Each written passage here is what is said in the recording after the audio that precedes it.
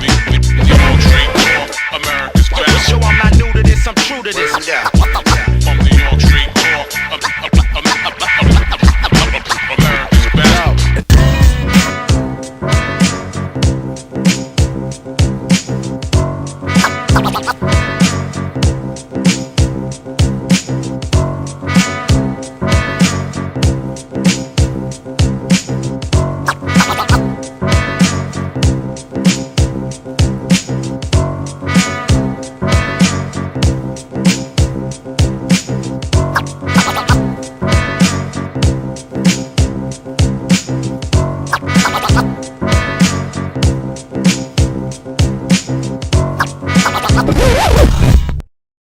Welcome back to Soulfree here on the Soulfree Radio Network. We're live at the Drake Media Studios. I'm Harlan. On Instagram, it's the official Harlan. And it's Soulfree. It's your home for sneakers and street culture. I'd like to give a big thank you to all of our sponsors, Hugo Boss, Optics, Saucony Eyewear, Porsche of Huntington, Eastside Golf, and Sail Away Coffee, and of course, all our friends here at Drake Media Studios. So we're doing a little bit of a throwback today. We always talk about a sneaker. So we're bringing out, I know we've seen the sneaker before. This is the classic shell top, the Adidas Superstar. But I was just with Daryl McDowell. I was just with DMC himself the other day, and he blessed this pair for me. So for me, sneakers are definitely a taste thing. There's obvious drops that everybody wants, the Nigel Sylvester bricks, of course, anything Travis Scott. But for me to have this sneaker, the Run DMC, this is the 30th anniversary Run DMC edition that came out a few years back. But to have this shoe with DMC signature on it, my Adidas, one of the songs which was the building blocks of my childhood is something I'll never get rid of. And it even has the fat laces on it. I know we talk about this shoe a lot, but just to have it blessed by DMC, the king of rock himself, is a keeper. And I'm going to keep this one forever. So thank you, DMC. Love you, my brother. Thank you for this gift. And so we're going to get right into it today because today is a very special day. It's a little bit of a throwback. So we're going to look back 25 years into the past today. A record came out. It was on Epic Records called The Madding Crowd by 9 Days. And I've got my brother here. This is there's music friends and there's like industry friends, but this is a true friend. This is somebody I've been friends with for over 25 years now. Got John Hampson here. What's up, Harlan? My friend, what's going on, buddy? How are you? Good. It's good to see you. It's great to see you. And can I just jump in on the sneaker real quick? Yeah. Did you have these? I did not, Okay. but I was never like first of all, we couldn't afford those sneakers anyway, but Right. it was never a big sneaker thing, but I just remember Rockbox. Yeah. From DMC. Yeah. Oh my God, I freaking loved that song. We're talking junior high when everybody was trying to break dance, getting cardboard from somewhere to flatten out and learn how to spin and all that. Anyways, I love that. It's great. Was there a sneaker growing up that you really wanted or like you couldn't believe that it showed up on Christmas? Well, I can name a different brand. Yeah, you can name one. Yeah, I was in, it's so funny because I have talked about this recently, but I was in 4th grade. Okay. When, in my memory at least, when leather Nikes. Yes. And the debate was, are they Nikes or Nike? We didn't know. Sure. Sure. So I remember there was a kid he was in 5th grade, I was in 4th grade, Yeah. and he showed up, he had the leather ones with the swoop on them. I wanted those sneakers so bad. And there was no way that I was going to get my parents to spend that much money on them, But that's a shoe that I just, to this day, like seeing it brings back that same feeling of like, oh man. And the funny thing is, I never bought one. Now I could buy it. But really? I think we're going shopping after this. We're going to roll up to Kith. Okay. We're going to get you... Did they make you like wear the Bobos from the grocery store? No, it wasn't that bad. Okay. But it was like, do you remember Tom McCann? Of course I remember Tom McCann. I forget what they were called. Yeah. But we would go there. It was just like, it was me and my brother and my stepbrother and my stepsister. So it was and a lot of shoes to buy. Yeah, a lot of shoes. So we'd go to Tom McCann. And then, of course, I'm sure you remember too, whenever you got new sneakers, you could run a little faster. Oh, yeah. So you'd test out your speed. Absolutely. That was good stuff. So the Wildcats made you jump a little higher. Oh my God. Of course. Or Zips the Big Z. Remember those? All yeah. Right. We're really throwing back right now. I remember when I finally got my old man, and we've talked about it on the show before. like to get him to spend $65 on a pair of Air Jordans. Oh God. Like I may as well have asked for a vacation home in San Tropez. Yeah. Did you get him? I got him. Oh, I got I'm him. sure It was you were relentless. It thrilled. was relentless. And Right. you know, I wore them, and the second day I wore them, I wound up at the doctor's office because I had to get blisters cut off my feet because I had such flat feet, and the Jordan sole is flat as anything. Okay. It just wasn't a good fit for like a fat-footed. There's kid. a something in that. There's a story in there, Yeah. right? Of that. But Yeah, I still wore But them. you kept. I was gonna say, there's no way you didn't keep wearing them. You know, because you know, I'll be damned if I'm gonna not. If some blisters are not gonna stop yeah, I me. definitely didn't get a second pair. You know, it's not like in today's day and age, it's like, oh, honey, those don't feel good. Okay, you know, we'll get you 3 other pairs. No. I'm guilty of that. It's different worlds. You know, Papa Mark laid out $65. Those are your shoes for this season. Next year, we'll consider another pair. Yeah, exactly. The good old days. Yeah. So you spoil the kids a little bit. You do. Probably. Yeah. Well, Probably good. not crazy. I mean, I think they appreciate it, but I think if we spoiled our kids, it was just it was vacation. It was just go away and see places. Yeah. Like I'm not like a good money person. Yeah. So if I have money and there's a vacation that we can take, I'm just gonna take it. Yeah. I haven't regret a dime I've spent on that. You know, and I never will. So yeah, we used to drive to Lancaster. That was it was a big trip. We do a lot of driving, so Yeah, it's not I like we're love going driving. first class here. It's just hop in the car, let's go. We did Florida Drive many times best. with my kids. Yeah, South of the border. of course. Yeah. How does that place exist? It's amazing. Do you know something about it? Because every time I drive past that, I wonder, how is that thing still going? I think there's a whole underground market going on There's there. something. There's They got something. billboards every 2 feet. Yeah. That's got to cost money. Yeah. And then of course you drive past, and it doesn't seem like Yeah. anyone's there. They're not making it on souvenir bracelets and I don't stickers. know what they're making their money on. Yeah, but there's we're something going on there. This might be the last episode of your show. Yeah, ever. yeah. If you know what's going on at south of the border, Let us know. like please let us know. You know, it's the official Harlan at 9 Days band. Like hit us up right away. So, dude, 25 years since the Matting crowd. Yeah. It's kind of crazy. We were when we first walked in, we were both just like, we're the same kids we were. Yeah, we're obviously we might still not look it, but we're still feel 22. It. Yeah, you know? of course. Yeah, we're in our 20s. Yeah, I remember. It's so funny because I was at the radio station at the time, WLIR, and you guys were, you know, the band we all loved, and I remember getting the first pressing of the CD, the sampler, a CD sampler. Yeah. And there was no Story of a Girl yet. No, it wasn't on the sampler. No. Yeah, I remember that. I have it. It was an acoustic If I Am, Bob Dylan. I don't even remember what the other song was. 257. Yeah, 257. Yeah. Yeah, that was it. And I remember we were together the night you got the sampler delivered. And I remember, you know, so 25 years ago, being on a record label was everything. Mm-hmm. You know, you were in a band. There wasn't like, oh, we'll just put it out ourselves. It was, you had to get on a label. Right. You got on the biggest label. Yeah. And one of them, you were delivered a box, I'll never forget, with the Epic, with the Sony Epic stickers on it. Right. And I remember you guys opening the box and the other bands in the room all looking like, you know, like you guys just opened up the briefcase in Pulp Fiction. The gold was, you know, flying, and it was such a moment for you. Do you remember that moment? I do. Now that you're bringing, it's in my head. Where were we? We were in a dressing room at a venue called the Vanderbilt. Oh, was the Vanderbilt? Okay, I thought it was. Because that's where my head was going back. Was the Vanderbilt. I love playing there. Yeah. Out on Long Island. It was you. I mean, you were part of that ride. I mean, you know, we did some like indie albums, which barely qualify as indie albums, but we did have a sort of almost like a manifesto when we started the band, because like you said, back then, getting signed was the thing. The thing. Totally different world. Yeah. I mean, you still want to work with, but it was just different. Yeah. But when I was young, I was 22 when I started the band, but from 18, I mean, I was in it. I was in it hardcore, full, and I was in a couple of really good bands, and it always seemed like we were this close. Mm-hmm. But 18 to 22 is an epic amount of time when you're that age. Yeah. Right? It feels like forever. Mm-hmm. So when I started 9 Days with the rest of the guys, I just said, look, the first thing we're doing is we're going to write enough songs that we have an album, like really good album.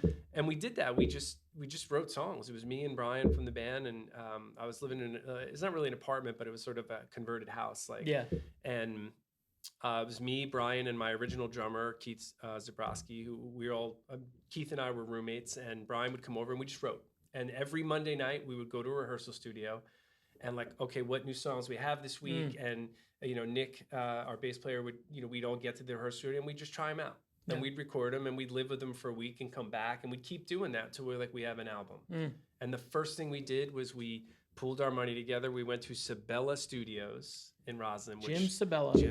I love Jim. I got to give him a shout out every chance. He was such a great ally. Yeah. And so anyway, we were like, we're making an album. That's the first thing we did. Yeah. We're doing it. Yeah. And so that's how we started. Yeah. But getting that sort of holy grail record deal was huge. And I do remember opening up. Yeah. You feel like you can't. I mean, I felt it just knowing y'all. Yeah. Like I can't imagine what it felt like for you guys. It was amazing, but we'd been through it didn't happen quick. You know? And that's another thing too, in this day and age, you look at families, how families change every other week, divorces, this and that. The fact that 4 of your original members are still together. It's Jeremy, Nick is still in the band, you and Brian. Yeah. I mean, that's incredible. That's incredible. Yeah, we've at this point, I've known Brian since I think we were like 18. Yeah. And I knew Nick shortly after that as well. Yeah. And we've known each other so long. Yeah. Like even when the band wasn't really doing too much, there have been periods where it's just sort of like a lull. Mm-hmm. It's just kind of like, of course we're still going to make music. Of course we're still going to play shows. It's not always easy, navigating through life, and that people have different priorities and stuff. But yeah, it is. It's great that we've managed to kind of keep it together. Who has better food options now? You here or Brian in Nashville? Oh God. And we could throw down. I mean, I throw down pizza versus some Nashville. Well, I'll tell you this though. Yeah. Nashville is. I mean, it's a city, so I mean, it's and first of all, it is epically blown up. But there is a pizza place in Nashville. Stop it. But here's the thing: it's not New York pizza. Okay. I was gonna say, don't lose your New York card right now.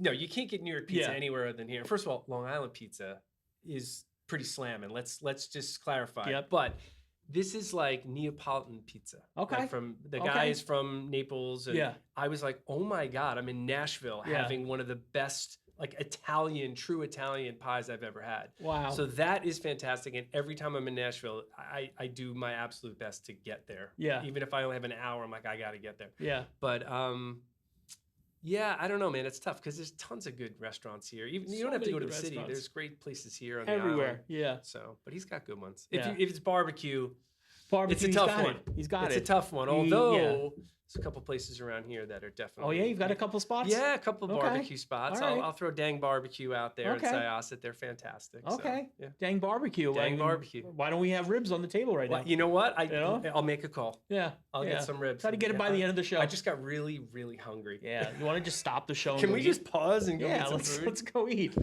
Talking about 25 years ago, it's so funny. It was such a great moment in music, and I remember we put out a compilation CD. This was from LIR. This was the bootleg CD. Yeah. And it's all performances. I mean, who else is on there? Eagle Eye Cherry, Sean Colvin, Fastball, Everything Eden White, They Might Be Giants. You got Luscious Jackson. I still love Luscious Jackson. Smash Mouth, Better Than Ezra, Imogene Heap, Eve 6. I gotta dig Sean my Mullins. copy of that out. That thing is awesome. Right? That's the demo of Story of a Girl. Yeah, this it's is on there. I mean, I didn't want to. This is the demo from 1998. Mm-hmm. Recorded at Sabella Studios. Yeah. This is when you look at this CD, and you talk about moments in life. Of course, getting the deal with Epic was, amazing. Yeah. That was a moment.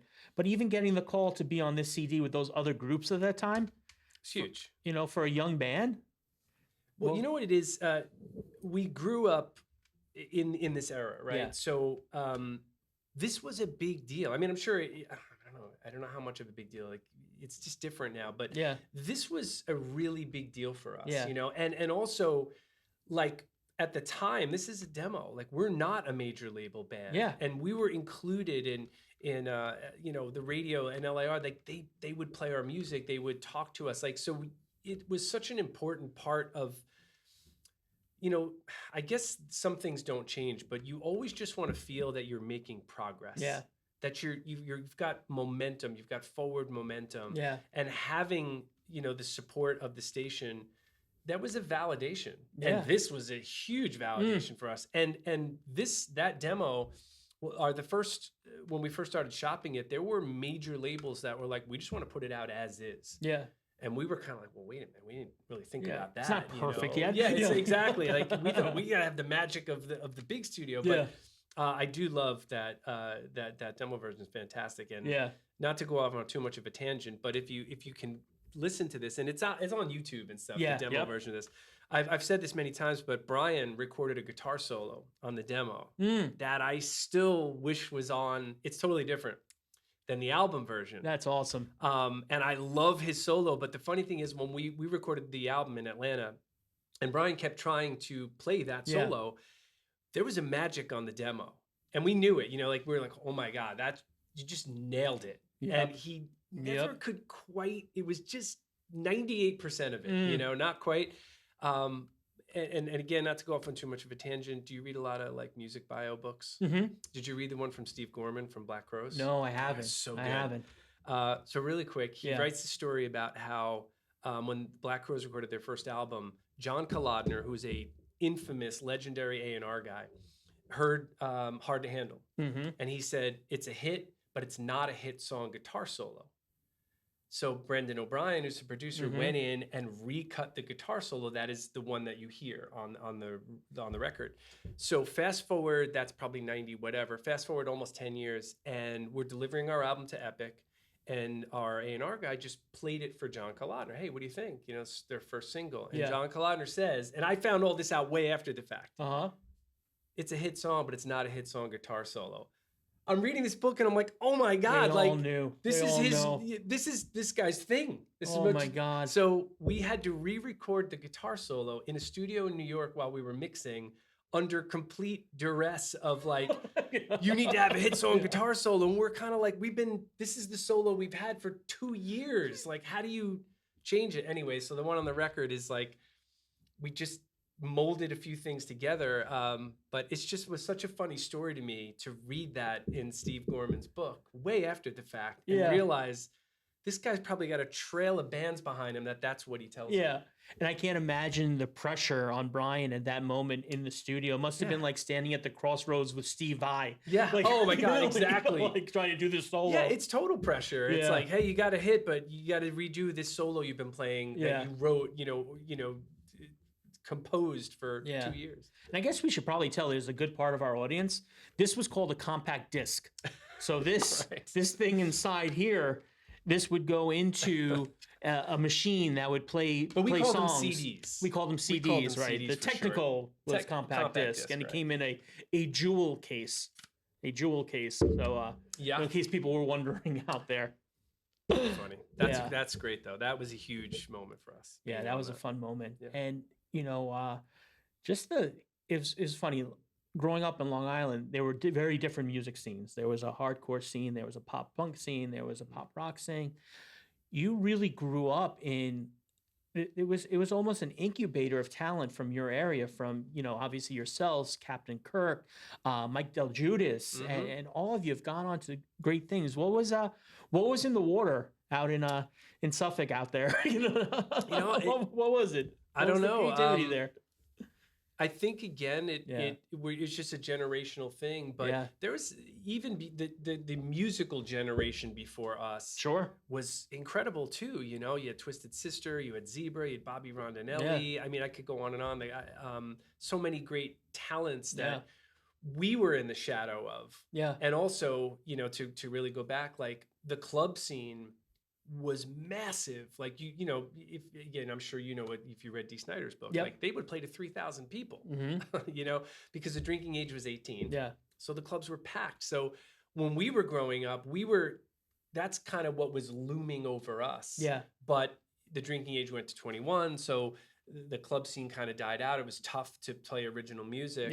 But everybody really spent a lot of time in basements and maybe garage rehearsals, being in bands, learning how to play with each other, because you didn't have what you have now. There, you know, it sounds like an old man, but it's like, of course we didn't have computers and cell phones and all that. So when you found another person who could play an instrument, who was into the music, or even if they weren't, you were like, we gotta get together. Yeah. Because that was the only way to do it. Yeah. So you spent years just anybody who could play, you were playing together. And I think that was a huge part of, you know, developing talent and not just talent to play your instrument, but to be on a stage and perform it and just kind of get to a certain level. Yeah. And you know what? Madding Crowd, it's 25 years. You know, we have a guitar here. There's so much more I want to talk about, but you know, there's two songs in particular on that record. I happen to like one a little bit more than the other. I love them both. All right. But there's one you can have a favorite. there's one that's my favorite child on the record. I like to save that one for later. All right, sounds good. I'd like to save that one for later. Okay. But there's another story, you know, Story of a Girl on that record, which obviously, you know, we'll talk about that. Do you mind playing it? Yeah, of course. That's what I'm here mind for. playing it? Play my music. All right. It's my guy, John Hampson. It's the 25-year anniversary of the Madding Crowd. It's Story of a Girl right here on Soulfree. This is the story of a girl who cried a river and drowned the whole world. While she looks so sad in photographs, I absolutely love her when she smiles. So how many days in a year she woke up with hope, but she only found tears? And I can be so insincere, making her promises never for real, as long as she stands there waiting, wearing the holes in the soles of her shoes. How many days disappear? You look in the mirror, so how do you choose? Your clothes never wear as well the next day, and your hair never falls in quite the same way. You never seem to run out of things to say. This is the story of a girl who cried a river and drowned the whole world. And while she looks so sad in photographs, I absolutely love her when she smiles. So how many lovers would stay just to put up with this day after day? How do we wind up this way? Watching our mouths for the words that we say, as long as we stand here waiting, wearing the clothes of the souls that we choose. How do we get there today? We're walking too far for the price of our shoes. Clothes never wear as well the next day, and your hair never falls in quite the same way. You never seem to run out of things to say. This is the story of a girl who cried a river and drowned the whole world. And while she looks so sad and lonely there, I absolutely love her when she smiles.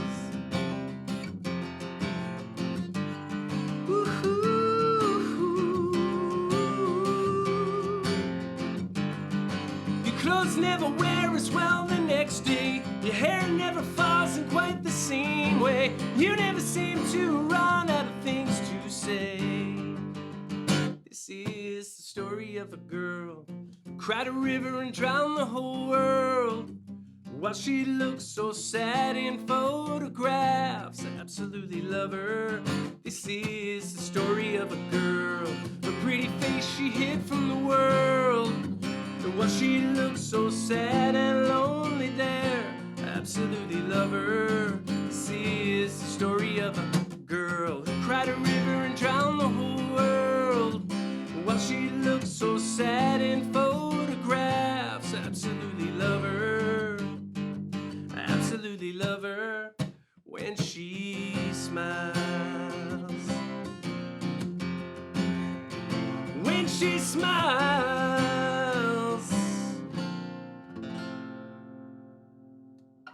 Oh my God, that's how you do it right there, John.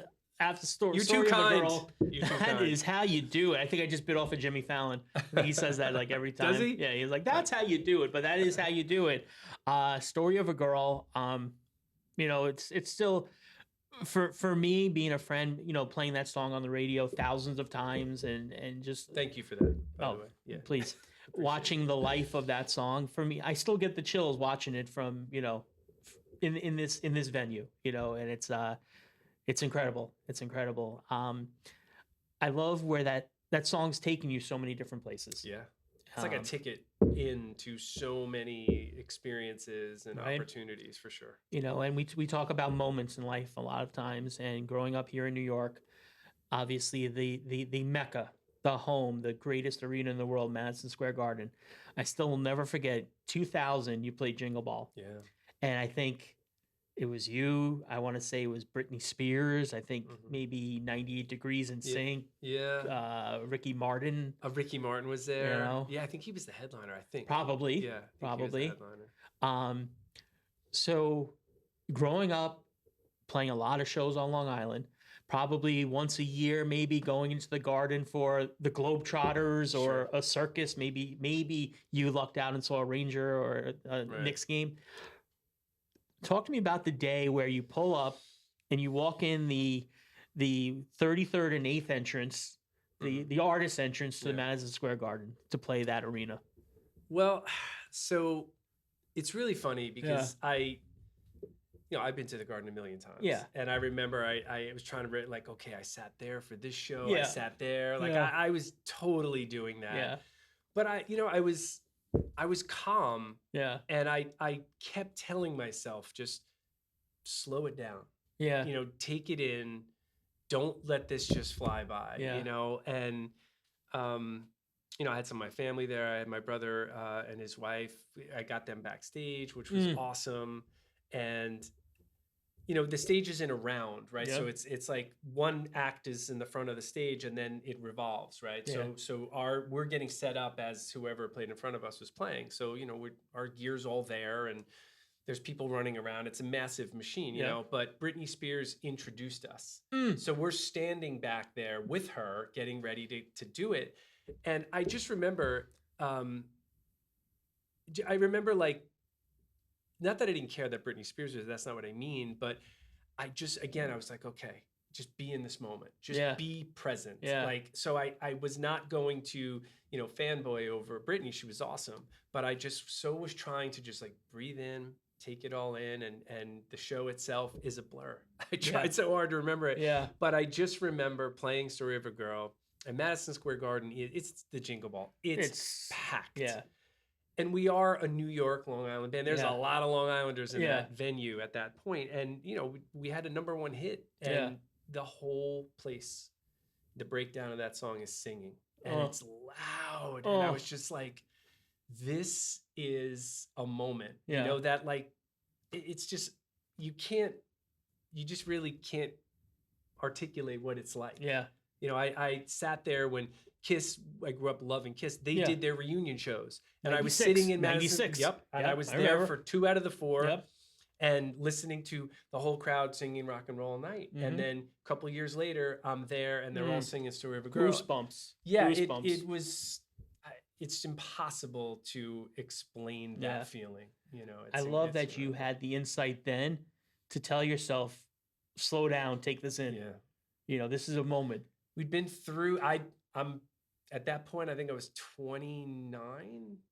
So, from 18, that's my life. That's all I did. So it wasn't a quick thing. It was like, I got to take in, 10 years of what it took to get here. Yeah. So make sure that you just get it. Only 10 years to be an overnight success. Yeah, exactly. Right? Is that what they say? Yeah. That's something else. If you could go back, if you could write that kid a letter, before to open up on the way to the Garden from you today, right. What would you say to that kid?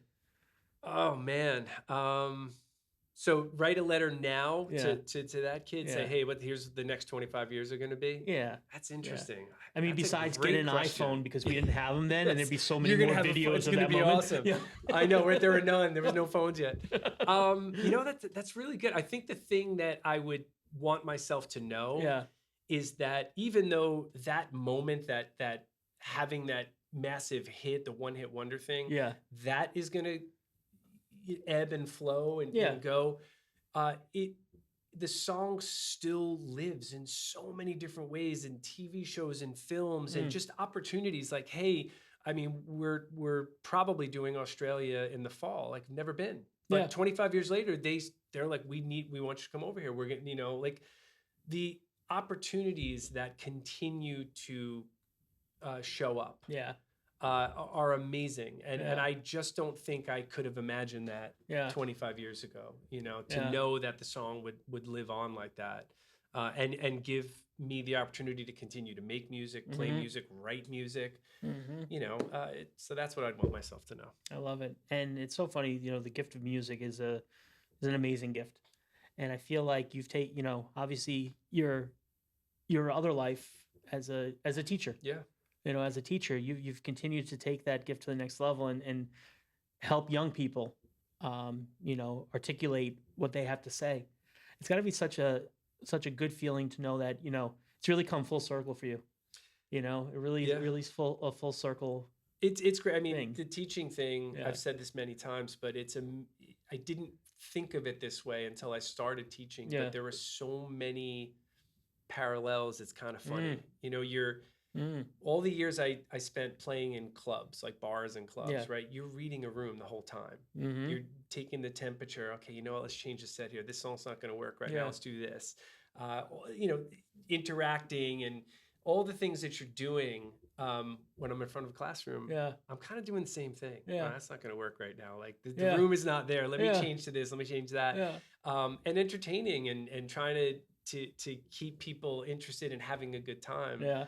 And that also goes to my kids who are 21 now. They're both acting majors. They're into theater and acting, which Awesome. my running joke is when they were little kids, I didn't put instruments in their hands. I was Right. like, this is a tough life. If Yeah. but if music's going to surround them, if they want to do it, they're going to They'll find find it. it. Let them find it. And so, of course, the running joke is that they picked the only thing worse than a musician. They want to be actors. Yeah. So, but talking Yeah. about full circle, it's like, Yeah. of course, I'm going to nurture that as best Yeah. I can. Like, Yeah. you got to go for it. So, Welcome to a career that's completely subjective to somebody else's Yes, feelings yes. and thoughts. yeah, with zero security in any Yeah. way, shape, or form. Yeah. But you know what? If you love it, it doesn't matter. I love that. Yeah. I love that. Along the road, there's been so many people, in and out of your life and this and that. Who's the one person that you look back at and you're like, you know what? If it wasn't for this person, like I don't know if this is what it is today. Oh God, Yeah. that's We get deep on this sneaker show. you, here. you really do. Yeah, we get These- deep I on was this, not yeah. expecting these. Yeah, these we'll get back types to of- Tom McCann later. Yeah. Yeah. I mean, there's so many people. Yeah. If I name one, I'll Yeah. exclude all the others. But, just if I'll kind of rattle off a few people that Yeah. along the way. Is that fair? Yeah, Is that absolutely. fair? So there was a guy named Ray Sabatello Okay. who used to teach at Sachem High School, and Mhm. he started this club, and my stepbrother went to high school there, and my friend, a bunch of my friends, like, Yeah. we were all teenagers, Yeah. and they had a rock band club. Are you serious? Yes, like you have like chess club at Yeah. school or film, they rock band club Yeah. where I don't know if it was once a week or twice a week. You bring in these kids. And Sachem's a massive district, but there were a Yeah. lot of bands. Yeah. So we would get to go there after school, and kids would pile in. They had Mhm. chairs all set up. They'd set up a PA system, and you do a half-hour show, and then kids would get on the late bus and go home. So when you're 15, Yeah. and you have that opportunity, That's it is huge unbelievable. because it gives you a goal. Yeah. All right, guys, we're going to play rock band in 3 weeks. Let's start working on our set. What songs Yeah. are we going to play? And so that was invaluable. And you Yeah. asked before about like sort of the talent in Suffolk or Yeah. where did it come from? A lot of those guys came from that. Yeah. I mean, literally, Kirk Douglas, Yeah. Captain Kirk on the Roots. We did those shows together, Mm. and so that was huge. And not an iPhone to be found from No, any of it. none of it. You had to just be Unbelievable. there. You Yeah, had to you had to live in it. and that packed it out. Yeah. So that was huge. And then, after that, it was a lot of people like Andy Mendelsohn, who worked at, I think it was WRCN. He was a DJ. Sure. And he would come see us play on Monday nights at the Village Pub. We Yeah. talked about this in Port Jeff.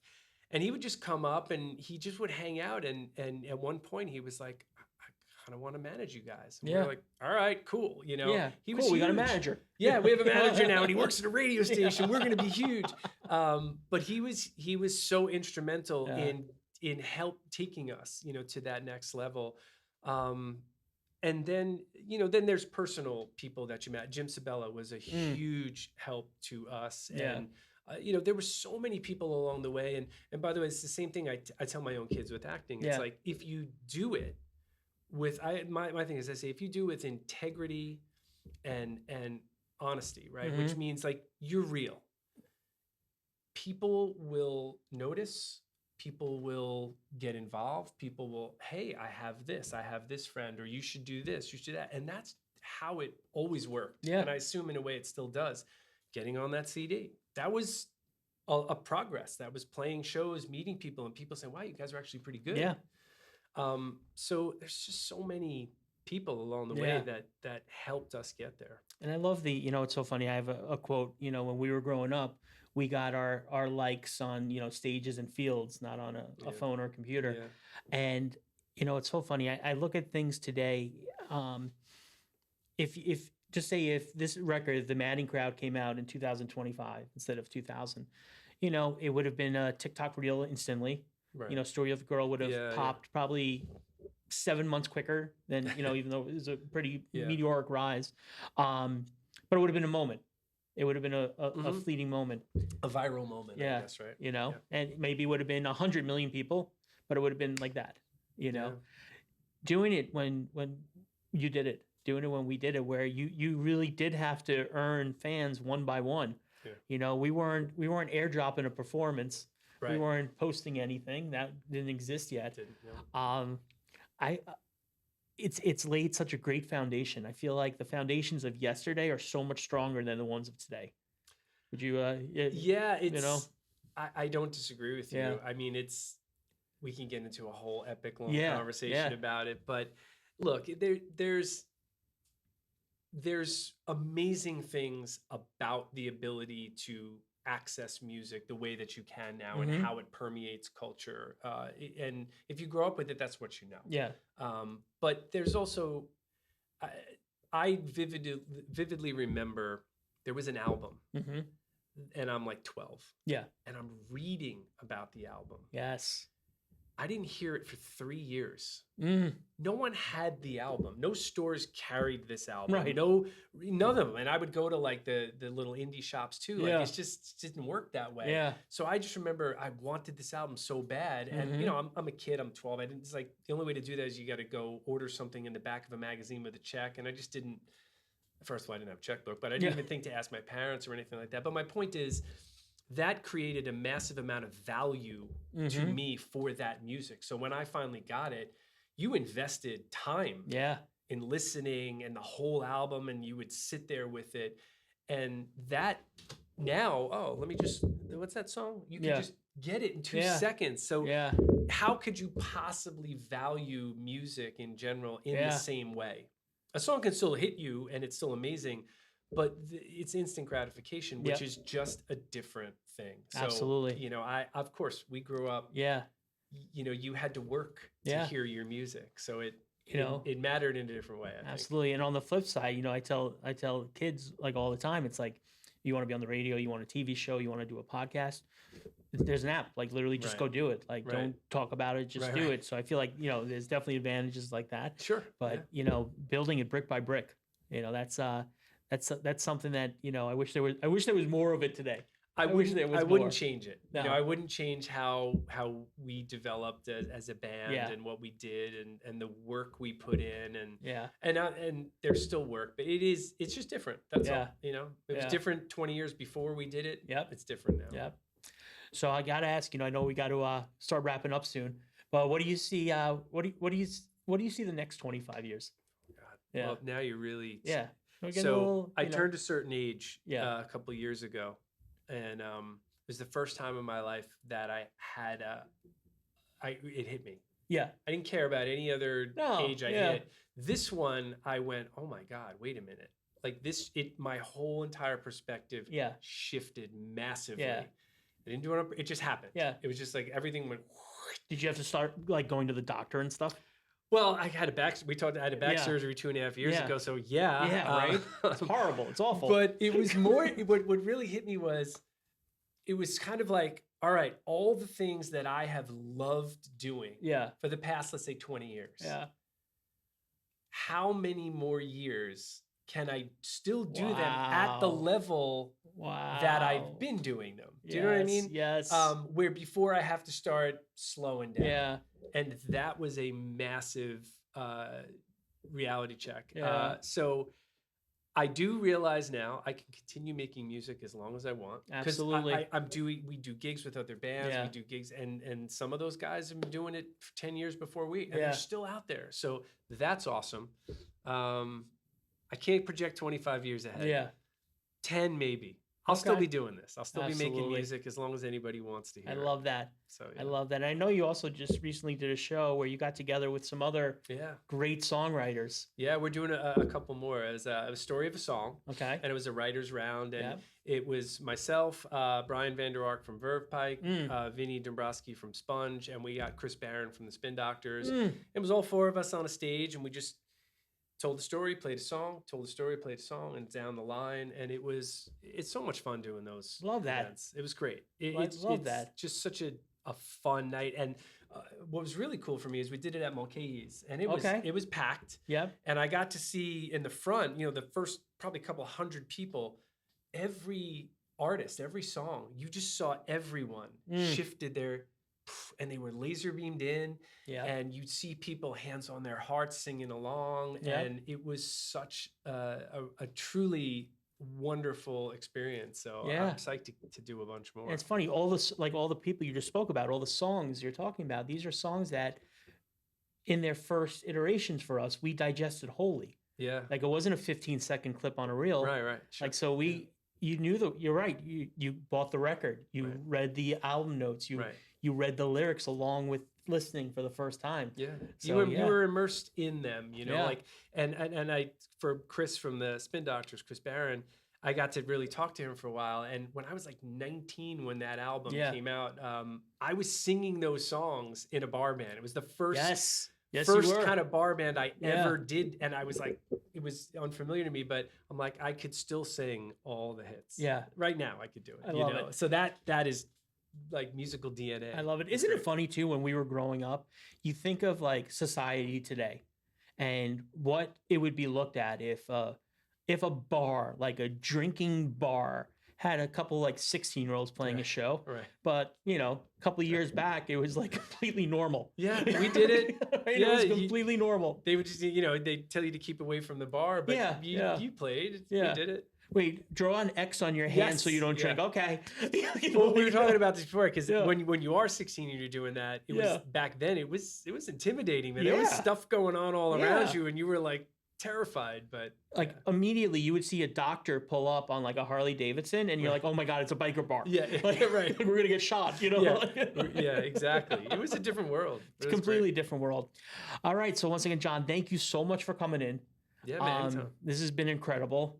We got to plug the May 31st show. Oh, yes. All right. I don't know if you do that afterwards, but I would not be doing my job. Nope, of course. May 31st, you'll be there. Of course. You better be there. Yep. At 89 North in Patchogue. 89 North, May 31st, the whole band.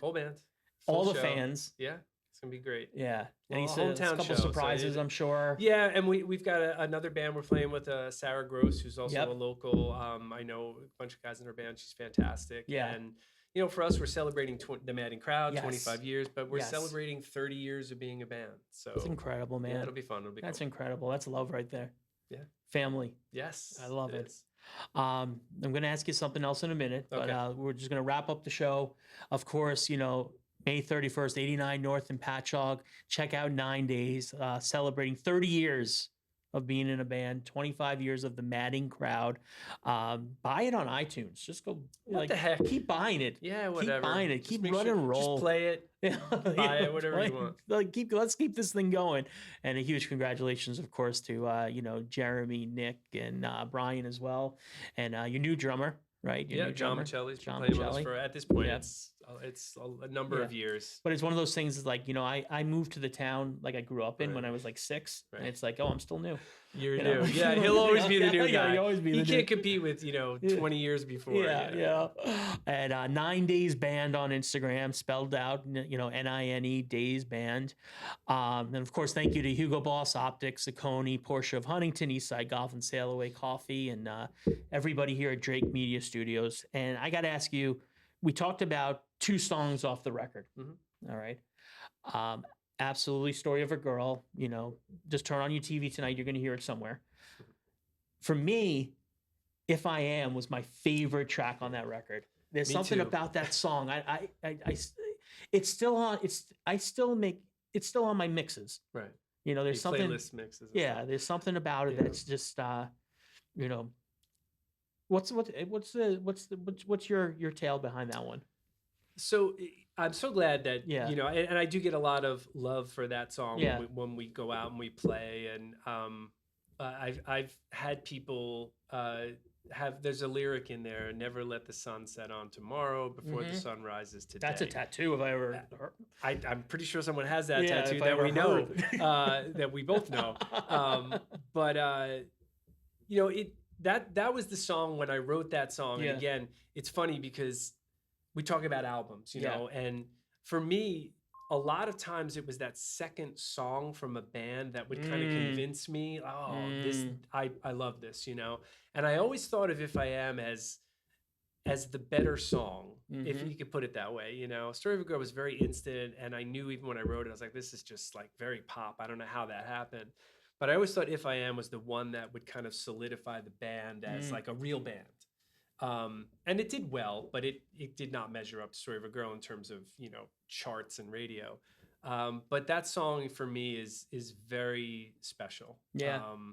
And it really, thematically, it's kind of about the same thing as Story of a Girl. It's just this idea of,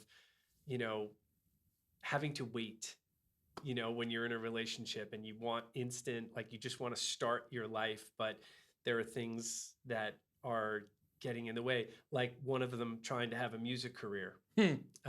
So yeah, but it's a special song for me, and I especially love it when people say things like you just said, because it means I a lot. feel Story of a Girl was, if we're going back New Jack City, like Nino Brown. Story of a Girl was the free taste. Okay. Story of a Girl was like, That's the great. first one's on Yeah, us. okay. If I Am got them hooked. And If I Am is why you're still selling out venues I'm going to in steal that 2025. analogy, just so you know. Yeah. I'm going to use it at some point. Yeah, you're Nino Brown. Yeah, You're I'm Nino Brown. Yeah. That's great. Absolutely. So, all right. Once again, John, thank you so Dude, much. thank you. Check out 9 Days, 89 North on Long Island on May 31st.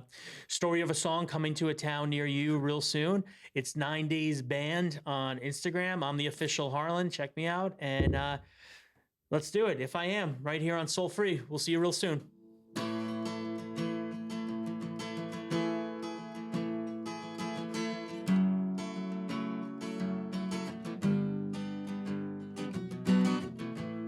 So you're standing on a ledge.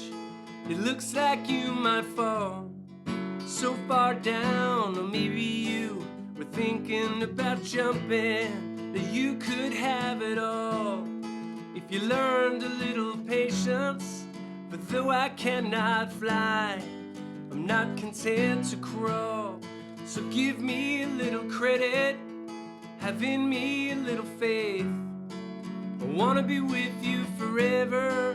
Tomorrow's not too late, but it's always too late when you've got nothing. So you say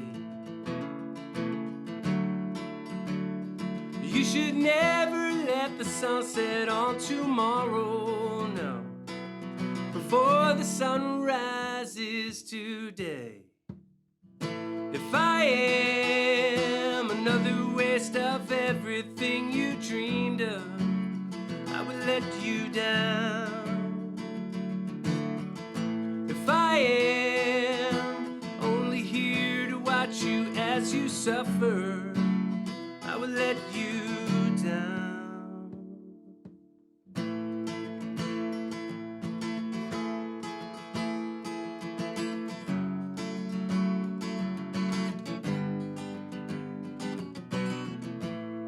So you're walking on the edge. You wait your turn to fall, but you're so far gone that you don't see the hands upheld to catch you. And you could find the fault in the heart that you've been handed. But though you cannot fly, you're not content to crawl. And it's always too late when you've got nothing, so you say. You should never let the sun set on tomorrow before the sun rises. If I am another waste of everything you hope for, I will let you down. If I am another waste of everything you dreamed of, I will let you down.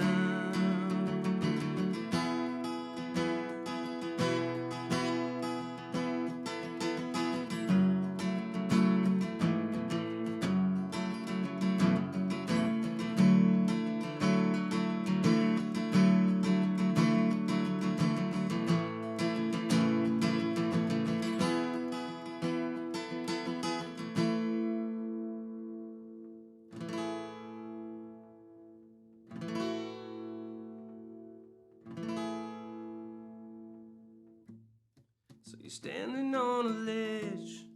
It looks like you might fall. If I am another waste of everything you dreamed of, I will let you down, yeah. If I am only here to watch you as you suffer, I will let you down. The answers we find are never what we had in mind, so we make it up as we go along.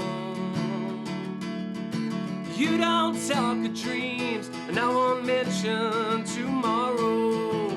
We won't make those promises that we can't keep, yeah. I will not leave you.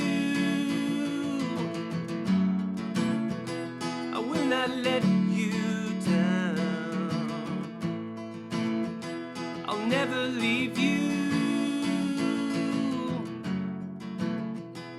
I will not let